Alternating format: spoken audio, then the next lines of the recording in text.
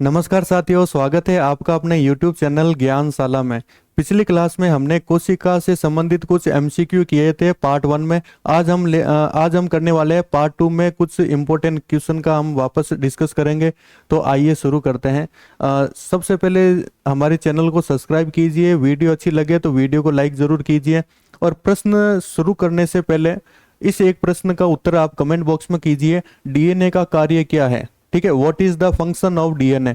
Protein निर्माण, आनुवांशिक जानकारियों का संग्रहण, ऊर्जा उत्पादन या कोशिका विभाजन? तो इसका आंसर आप कमेंट बॉक्स में कीजिए। तो आइए शुरू करते हैं। आज का हमारा पहला प्रश्न क्या रहेगा? RNA किस प्रक्रिया में सहायक होता है? तो आरएनए किस प्रक्रिया में सहायक होगा? आपके प्रोटीन संश्लेषण में। ठीक है, किस में सहायक होगा? प्रोटीन संश्लेषण में। अगला प्रश्न देखिए, कोशिका के अंदर पाई जाने वाला जो द्रव्य होता है, ये हमने पिछली क्लास में भी देखा था, उसको अपन क्या बोलते हैं? साइटोप्लाज्म। क्या बोलेंगे भाई? साइटोप्लाज्म। कोशिका के अंदर जो पदार्थ होता है ना, ठीक है ना, उसको अपन क्या बोलेंगे? कोशिका द्रव्य या साइटोप्लाज्म। अगला प्रश्न देखो, DNA की दोहरी कुंडली संरचना किसने बताई थी? तो दोहरी कुंडली संरचना, ये जो इस तरह की जो संरचना होती है ना, वो किसने बताया था भाई? वॉटसन एंड क्रिक ने। किसने बताया भाई? वॉटसन एंड क्रिक ने। ठीक है, अगला प्रश्न देखिए, कोशिका की सबसे बाहरी परत को क्या कहते हैं? जो सबसे बाहरी जो परत होती है ना, उसको अपन क्या बोलेंगे? कोशिका भित्ति। और कोशिका भित्ति किसकी बनी होती है भाई? आपके कोशिका भित्ति बनी होगी सेलुलोज की। ठीक है, अगला प्रश्न देखिए, प्रोटीन संश्लेषण में कौन भाग लेता है? तो प्रोटीन संश्लेषण में कौन भाग लेगा? RNA। ठीक है, प्रोटीन संश्लेषण में कौन भाग लेगा? RNA। अगला प्रश्न देखो। तो अगले प्रश्न को करने से पहले आप सभी को बेस्ट ऑफ लक। आप सभी का मैं यही चाहता हूँ हमारे जो सब्सक्राइबर है उन सब की गवर्नमेंट जॉब लगे। तो आपको स्मार्ट स्टडी करनी है। ठीक है, अगला प्रश्न देखिए, माइटोकॉन्ड्रिया का क्या कार्य है? ठीक है, फंक्शनल ऑफ माइटोकॉन्ड्रिया। तो माइटोकॉन्ड्रिया का कार्य क्या हो जाएगा? ऊर्जा उत्पादन करना। ऊर्जा को क्या करना? उत्पादन करना। माइटोकॉन्ड्रिया क्या करता है? ATP का निर्माण करता है। ठीक है, और ATP से हमें क्या मिलती है? ऊर्जा मिलती है। अगला प्रश्न देखिए, कोशिका के अंदर ATP कहाँ बनती है? ठीक है, तो ATP का निर्माण कहाँ होगा? ये प्रश्न वापस आ गया माइटोकॉन्ड्रिया के अंदर। ठीक है, अगला प्रश्न देखिए, प्रत्येक कोशिका में राइबोसोम का क्या कार्य होता है? देखो भाई, राइबोसोम का कार्य क्या होगा? प्रोटीन का निर्माण करना। ये प्रश्न बार बार आ रहा है। ठीक है, ये प्रश्न बार बार आ रहा है। ये रेलवे डी ग्रुप में आया हुआ है, उससे पहले SSC वाले में भी आ रखा है। ठीक है, अगला प्रश्न देखो, कोशिका सिद्धांत के अनुसार सभी जीव किसके बने होते हैं? तो कोशिका सिद्धांत क्या बोलता है भाई? कोशिका सिद्धांत बोलता है कि सभी जो अंग होते हैं ना, या सभी जो जीव होते हैं, उनका शरीर किसका बना होता है? कोशिका से बना होता है। ठीक है, कोशिका कोशिका। ठीक है, अगला प्रश्न देखिए, लाइसोसोम के अंदर पाए जाने वाला एंजाइम। ठीक है, तो लाइसोसोम के अंदर कौन सा एंजाइम पाया जाता है? मैंने आपको पिछली क्लास में बताया था। तो लाइसोसोम में होगा हाइड्रोलिटिक एंजाइम पाया जाता है, जिसको बोलते हैं हिंदी में जल अपघटनी पदार्थ। जल अपघटनी पदार्थ। ठीक है, और जल अपघटनी पदार्थ होने के कारण ही क्या होगा? ये खुद फटेगा और इसके फटने से क्या हो जाएगा? पूरा कोशिका का पाचन हो जाएगा। ठीक है, अगला प्रश्न देखो, DNA और RNA किसके उदाहरण है? तो DNA और RNA किसके उदाहरण होते हैं? न्यूक्लिक अम्ल के। किसके उदाहरण है? न्यूक्लिक अम्ल के उदाहरण है। अगला प्रश्न देखिए,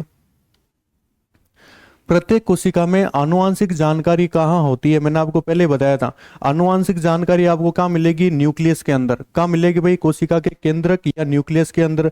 न्यूक्लियस के अंदर गुणसूत्र होता है, गुणसूत्र के अंदर DNA, DNA के अंदर क्या होगा? आपके जीन पाया जाता है।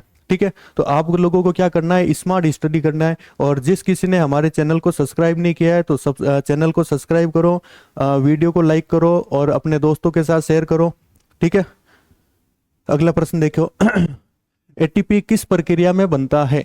तो ATP किस प्रक्रिया में बनेगा? आपके ये बनेगा आपके कोशिका। ATP का निर्माण बोला है ना, तो ये आपके कोशिकीय शोषण के दौरान बनेगा। देखो होता क्या है, हमारी जो सेल होती है ना, उसको जरूरत पड़ती है आपके श्वसन के लिए, ऑक्सीजन की जरूरत पड़ती है क्रेब्स साइकिल के अंदर। ठीक है ना, तो क्रेब्स साइकिल के अंदर क्या होगा कि किसका निर्माण होगा? ATP। और ATP का निर्माण कहाँ होगा? माइटोकॉन्ड्रिया के अंदर। किसके अंदर होगा भाई? माइटोकॉन्ड्रिया के अंदर। अगला देखो, कोशिका का अध्ययन क्या कहलाता है? तो कोशिका का अध्ययन क्या कहलाएगा? साइटोलॉजी। कोशिका अध्ययन को क्या बोलते हैं? साइटोलॉजी। ठीक है, अगला प्रश्न देखिए, प्रश्न संख्या 38। प्रत्येक कोशिका में केंद्रक का कार्य क्या होता है? देखो भाई, केंद्रक का मेन कार्य क्या होता है? केंद्र का कार्य क्या होगा? आनुवांशिक जानकारियों को क्या करना? नियंत्रित रखना। अब देखो, केंद्र के अंदर जितने भी पदार्थ आ रहे हैं, जैसे गुणसूत्र आ रहा है, डीएनए आ रहा है, जीन आ रहा है, इन सभी का कार्य क्या होगा? आनुवांशिक जानकारियों को क्या करना? नियंत्रित करना। ठीक है, अगला प्रश्न देखो, प्रोकैरियोटिक कोशिकाओं का उदाहरण क्या होता है? देखो, जितने भी आपके बैक्टीरिया हैं, ये ठीक है, बैक्टीरिया या जीवाणु, ठीक है, वो किसके उदाहरण होते हैं? आपके प्रोकैरियोटिक कोशिकाओं के उदाहरण होते हैं। तो ऑप्शन भी एकदम सही हो जाएगा, बैक्टीरिया। अगले प्रश्न पर चलते हैं, कोशिका में कौन सा अंश झिल्ली से घिरा हुआ नहीं होता है? देखो भाई, झिल्ली से घिरा हुआ कौन सा नहीं होगा? देखो, माइटोकॉन्ड्रिया होता है, ठीक है, न्यूक्लियस ये भी होता है, गोल्जी बॉडी भी होता है। तो कौन सा अंग नहीं होगा? आपके राइबोसोम। कौन सा नहीं होगा भाई? राइबोसोम नहीं होगा।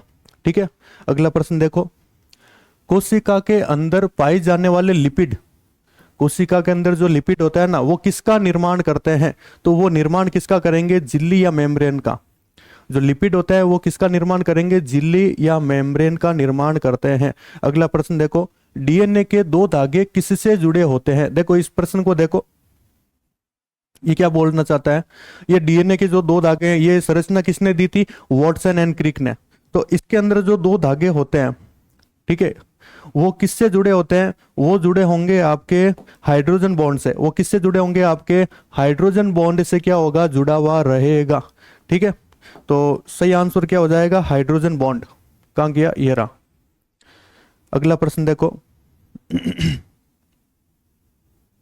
राइबोसोम किसके बने होते हैं? देखो भाई, राइबोसोम किसका बना होगा? ये राइबोसोम बना होगा डीएनए और प्रोटीन, सॉरी, आरएनए और प्रोटीन का। ऑप्शन ए सही हो जाएगा, आरएनए और प्रोटीन का राइबोसोम बना होता है। अगला प्रश्न देखिए, तो हमारी ये प्रश्नों की जो सीरीज है वो खत्म होती है। और अगर आपको वीडियो अच्छी लगी तो वीडियो को लाइक करो, चैनल को सब्सक्राइब करो। तो मिलते हैं अगली क्लास में, तब तक के लिए जय हिंद, जय भारत।